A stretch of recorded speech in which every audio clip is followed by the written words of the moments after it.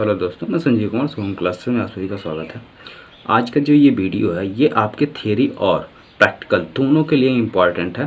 Theory में ये question आपका पूछा जाए या ना पूछा जाए, लेकिन प्रैक्टिकल में इस क्वेश्चन को आपको हर हाल में करना है। यानी आज का जो टॉपिक है इसका प्रैक्टिकल आपको हर हाल में करना है।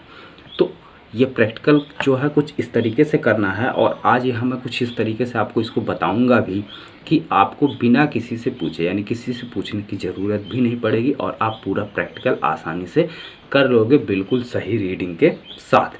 बस इसके लिए आपको क्या करना है कि वीडियो शुरू से लेकर लास्ट तक देखिए, और वीडियो को स्किप करके मत देखिए, अदरवाइज आपको ये प्रैक्टिकल जो है समझ में नहीं आएगा। ये काफ़ी ईजी है।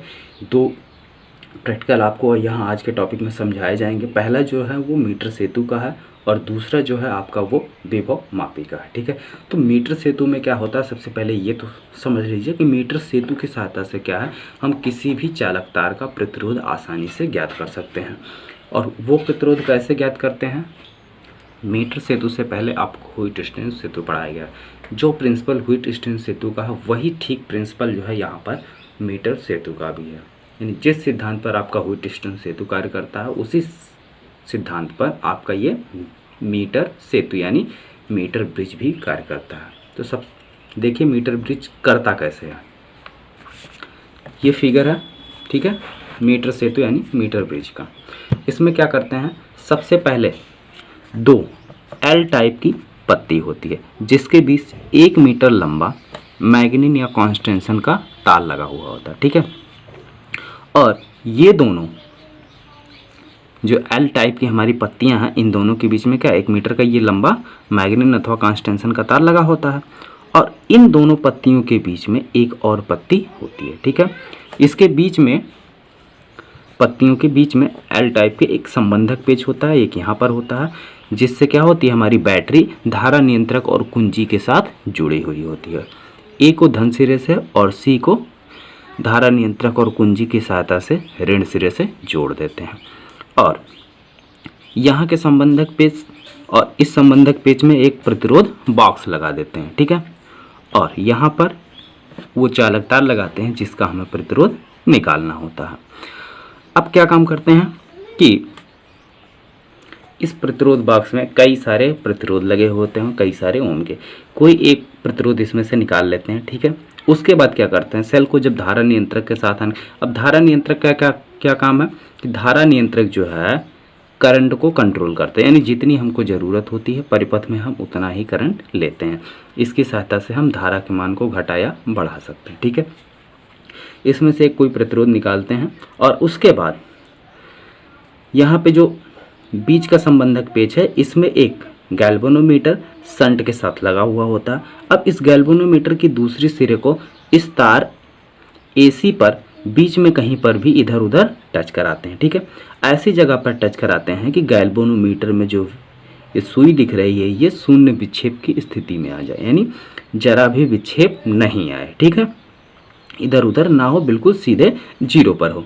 तो ऐसी जब कंडीशन हमको जिस पॉइंट पर मिल जाती है, मान लो हमको पॉइंट बी पर शून्य विक्षेप की स्थिति मिल जा रही है। ठीक है, तो जब शून्य विक्षेप की स्थिति आती है तो ये मीटर सेतु जो है हमारा पूरी तरीके से बैलेंस कंडीशन में होता है, और जब ये बैलेंस कंडीशन में आ जाता है तब इस पर हम अप्लाई करते हैं ह्वीट स्टीर्न सेतु का रूल। ठीक है, और ह्वीट स्टीर्न सेतु का रूल क्या है कि P/Q बराबर R/S। ठीक है, तो यहाँ पर देखो ये प्रतिरोध, तार का भी कुछ प्रतिरोध होगा, इस तार का प्रतिरोध हमें निकालना है, ये तार है तो इसका भी प्रतिरोध, यानी दो प्रतिरोध इधर लगे हुए हैं, दो इधर लगे हुए हैं। ठीक है, एक दूसरे से बिल्कुल ह्वीट स्टीर्न सेतु की तरह, और बीच में हमारा गैल्वेनोमीटर लगा हुआ है। तो अब जब बैलेंस कंडीशन में P/Q यानी P/Q बराबर R/S। ठीक है, तो अब क्या है कि हमें R की वैल्यू पता है, S तो निकालना है, और P और Q का हम मालूम कर लेते हैं। तो कैसे मालूम कर लेते हैं कि अगर हम मान लेते हैं जो हमारा तार AC है इसके प्रति सेंटीमीटर, ठीक है, प्रति सेंटीमीटर लंबाई का प्रतिरोध रो है, या कह सकते हैं इसका विशिष्ट प्रतिरोध जो है वो रो है। तो एल मीटर लंबे तार का प्रतिरोध, यानी एल मीटर मतलब कितना, ए से बी, यहाँ पे हमें शून्य विक्षेप की स्थिति मिली है बी पर, तो हम मान लेते हैं कि ए से बी तक की लंबाई जो है वो एल है, तो बचा हुआ कितना हो जाएगा 100 - L, 100 - L हो जाएगा, ठीक है। तो L मीटर लंबाई यानी तार AB का प्रतिरोध कितना हो जाएगा, प्रतिरोध को हमने P से डिनोट किया है और ये हो जाएगा रो L/A, जहाँ पे ये स्मॉल a क्या है, ये जो तार है इसके क्रॉस सेक्शन एरिया का क्षेत्रफल, इसके क्रॉस सेक्शन एरिया यानी ये वो कितना मोटा है उसकी मोटाई का क्षेत्रफल है, ठीक है, जिसे कहते हैं अनुप्रस्थ काट का क्षेत्रफल। ओके, तो ये हो गया तार P का प्रतिरोध। इसी तरीके से B से C तक का जो तार बचा है इसका प्रतिरोध निकाल लेते हैं। तो तार BC का प्रतिरोध यानी Q बराबर क्या हो जाएगा, रो लंबाई कितनी है 100 माइनस L बटे A क्या है, तार के अनुप्रस्थ काट का क्षेत्रफल, ठीक है। अब वैल्यू उठा के रख देते हैं, ये हमारा इक्वेशन है, इक्वेशन नंबर 1। इसमें हम P और Q की वैल्यू उठा के पुट कर देते हैं। तो P की जगह हमने रखा रो L/A डिवाइडेड बाई Q की वैल्यू है रो 100 minus L/A equal to R/S। तो रो से रो कैंसिल हो गया और A से A कैंसिल हो गया, आया क्या, L/100 minus L equal to R/S, ठीक है। हमें S चाहिए तो S को क्या करें, यहाँ देखो डिवाइड है, दूसरी साइड ले आएंगे मल्टीप्लाई में आ जाएगा, ठीक है, यानी इसके साथ ही मल्टीप्लाई में हो गया। अब हमें सिर्फ वैल्यू चाहिए S की, तो S को इसी साइड में रहने देते हैं, बाकी सबको दूसरी साइड में कर देते हैं। तो 100 माइनस L जो है ये डिवाइड में है, दूसरी साइड जाएगा मल्टीप्लाई में हो जाएगा, और रियल इसके साथ मल्टीप्लाई में है तो ये डिवाइड में चला आएगा। तो यानी S इक्वल टू हो गया R into 100 minus L divided by L। ये है मीटर सेतु का फार्मूला, ठीक है। इसी फार्मूले से क्या करेंगे, किसी भी चालक तार का प्रतिरोध हम निकालते हैं। अब प्रैक्टिकल में इसको कैसे करना होता है, जैसे मान लो जो प्रतिरोध बॉक्स है इससे एक प्रतिरोध निकाल कर ये सारा काम किया हमने, S का मान निकाला, ठीक है। अब वो प्रतिरोध लगा देंगे, दूसरा प्रतिरोध निकालेंगे, उससे भी वही सारी प्रक्रिया करके S का मान निकालेंगे, फिर तीसरा, ठीक है। 2-3 बार यानी मिनिमम मान के चलिए 5 बार हमको यही प्रोसेस यानी 5 प्रतिरोध इसमें से निकाल के बारी बारी से और S की वैल्यू कैलकुलेट करते हैं। तो S की वैल्यू में अगर ज़्यादा डिफरेंस नहीं आता है तब तो आपका प्रैक्टिकल जो है वो सक्सेसफुल है यानी सफल है, अच्छा है, ठीक है। अगर S की वैल्यू हर एक प्रतिरोध पर, जो हम इसमें से प्रतिरोध बॉक्स में से प्रतिरोध निकालते हैं, तो हर एक प्रतिरोध पर अगर S की वैल्यू अलग अलग आती है तो समझिए प्रैक्टिकल में कुछ त्रुटि है। और सावधानियां कहाँ बरतनी होती हैं कि ये जो जॉकी है ये है, इसको तार पर रगड़ना नहीं चाहिए। अगर तार पर इसको रगड़ोगे तो तार गर्म हो जाएगा, जिससे इसके प्रतिरोध पर असर हो जाएगा, यानी P और Q की वैल्यू चेंज हो जाएगी, ठीक है। तो इसको बिल्कुल स्पर्श कराना होता, रगड़ना नहीं होता, ठीक है। सारी चीज़ें प्रैक्टिकल आपको समझ में आ गया होगा। तो बढ़ते हैं अगले टॉपिक की तरफ। यानी अगला प्रैक्टिकल हमारा कौन सा है, अगला प्रैक्टिकल जो है वो हमारा है विभव मापी, ठीक है, विभव मापी। उससे क्या करते हैं, किसी सेल का वैद्युत वाहक बल निकालते हैं, जैसा कि नाम है विभव मापी, यानी विभव को मापना, ठीक है। उसकी सहायता से क्या करते हैं, विभव को मापते हैं, और यानी किसी सेल के विद्युत वाहक बल EMF की गणना हम किसके सहायता से करते हैं, विभव मापी की सहायता से, ठीक है। तो देखिए फिगर सबसे पहले बनाते हैं विभव मापी का, फिर आगे डिस्कस करते हैं। तो ये है हमारा विभव मापी का फिगर। इसमें क्या है कि एक तार AB होता है, ये एक समान व्यास का, यानी इसकी मोटाई जो है हर जगह बराबर होती है, ओके। और एक सीसा संचायक सेल यानी बैटरी होती है, थोड़ा सा सेल से थोड़ा सा ज़्यादा EMF का होता है, यानी जो यहाँ पे सेल लगाते हैं सीसा संचायक सेल है, वो जिस सेल का हमें EMF निकालना, उस सेल से इसका पोटेंशियल जो है वो थोड़ा सा ज़्यादा होना चाहिए, ठीक है। और एक कुंजी, और ये एक धारा नियंत्रक, ठीक है।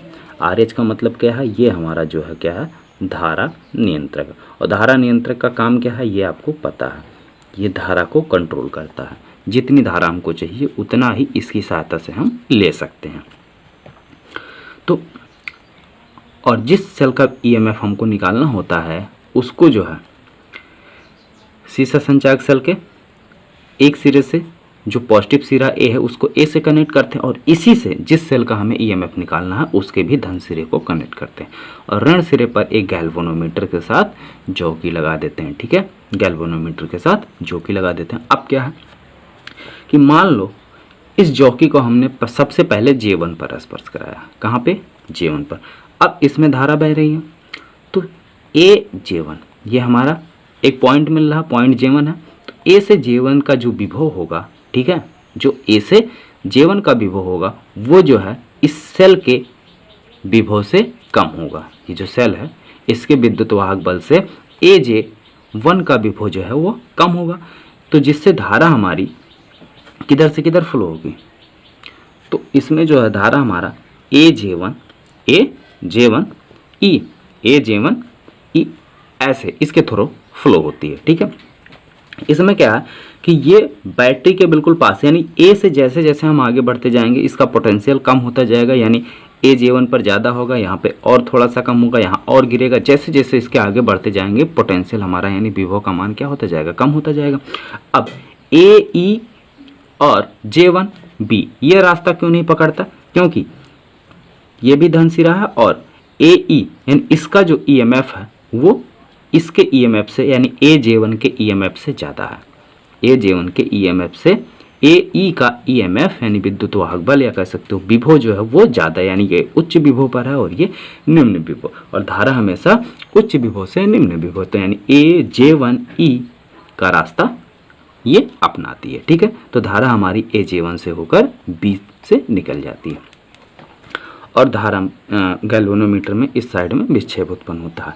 फिर अगला स्टेप क्या करते हैं कि अब इस जोकी को यहाँ हमने J2 पर स्पर्श कराया। अब J2 पर जब स्पर्श कराते हैं तो AJ2 जैसे जैसे हम आगे बढ़ रहे हैं विभव कम होता जा रहा है, यानी AJ2 का जो विभव है वो इसके सेल के विद्युत वाहक बल से यानी विभव से कम होगा। सेल के विभव से AJ2 का विभव कम होगा, इसलिए धारा जो है वो हमारी AE और J2 का मार्ग अपनाती है, यानी इस साइड से जाती है।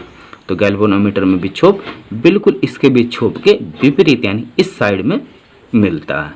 तो अब J1 और J2 इन दोनों के विक्षेपों को देखते हुए, देखो इसमें इधर मिल रहा और इसमें इधर, इन दोनों को देखते हुए ये एक बात स्पष्ट हो रहा, J1 और J2 के बीच में एक पॉइंट J ऐसा होगा जहां पर हमें शून्य विक्षेप की स्थिति मिलेगी, ठीक है। तो मान लिया हमने वो पॉइंट कहाँ है, वो पॉइंट हमारा J पर है जहां पर हमें शून्य विक्षेप की स्थिति मिल रही है। अब क्या है, ठीक है, यहाँ शून्य विक्षेप की स्थिति मिल गई। अब तो AJ और इस सेल दोनों का विभव जो है वो समान होगा। जब विभव समान होता है तो ऐसी कंडीशन में धारा इसमें नहीं फ्लो होता है, धारा ऐसे ही निकल जाएगी, ठीक है। मान लेते हैं कि इस जो तार में बह रही धारा है वो इस सीसा संचायक सेल की वजह से I धारा बह रही है, ठीक है। और ये भी मान लिया गया है कि तार के प्रति सेंटीमीटर लंबाई का जो प्रतिरोध है वो रो है, यानी विशिष्ट प्रतिरोध रो है। तब विभव प्रवणता और इस तार का विभव यानी एकांक सेंटीमीटर, जैसे एक सेंटीमीटर पर यहाँ बढ़ रहे हैं तो इसके जैसे जैसे इससे दूर जाएंगे तो विभव में कमी आएगी। वो विभव में जो कमी आ रही है यानी विभव प्रवणता, उसको हमने क्या मान लिया है, K मान लिया, ठीक है। ओके, इतनी बात समझ में आई। तो विभव प्रवणता इक्वल टू होता है इसमें बहने वाली धारा और गुणे चालक तार की लंबाई, यानी जैसे जैसे लंबाई बढ़ रही विभव प्रवणता का मान जो है वो बढ़ता जाता है। तो K इक्वल टू हो गया वैद्युत धारा गुणे तार की लंबाई का प्रतिरोध, ठीक है, लंबाई का प्रतिरोध। तो 1 सेंटीमीटर लंबाई का प्रतिरोध कितना है, रो है, और इसमें धारा कितनी बह रही, I। तो K इक्वल टू क्या हो गया, I इंटू P, ठीक है। यदि तार AG की लंबाई L हो, मान लिया गया जो AJ है उसकी लंबाई AJ, इसकी लंबाई कितना हमने ले लिया, L ले लिया, और AJ के बीच जो विभवांतर होगा उसको हम क्या मान लेते हैं, B है। तो ऐसी कंडीशन में जब शून्य विक्षेप की स्थिति मिलती है तो जो विभवांतर A से J का होगा वही विभवांतर इस सेल का होगा, यानी जितना यहाँ पे विभव होगा वही विभव इस सेल का होगा। यही तो हमें निकालना है कि इस सेल का विद्युत वाहक बल कितना होगा। तो इस सेल का निकालने के से अच्छा कि हम AJ का निकाल लें, और AJ का हम आसानी से निकाल सकते हैं। क्यों, क्योंकि इसमें धारा भी बह रही है और इसका विशिष्ट प्रतिरोध भी पता है, इसका कुछ भी नहीं पता, इसमें करंट भी नहीं फ्लो हो रहा। क्यों, क्योंकि गैल्वेनोमीटर में विक्षेप 0 है, ठीक है। तो AJ का निकाल लेंगे, जितना AJ का आएगा उतना ही इसका होगा। तो मान लेते हैं AJ का विभवांतर जो है वो कितना है, V है। तो V इक्वल टू क्या हो जाएगा, विभव प्रवणता गुणे लंबाई। तो विभव प्रवणता कितनी है, K मानी गई है, K इंटू AJ की लंबाई कितनी मानी गई, L। तो विभवांतर क्या होगा, K इंटू L। ये आपका एक फार्मूला हो गया, और यही विभवांतर उस सेल का विद्युत वाहक बल E के मान के बराबर होगा। तो V इक्वल टू E। अब चाहे K की वैल्यू रख लो, I into P, into L, ये चाहे फार्मूला अप्लाई करो या जो आपको इजी लगे वो फार्मूला आप अप्लाई कर सकते हैं। तो ये था हमारा विभवमापी और मीटर सेतु। ठीक है, अब विभवमापी के दो यूजेज हैं।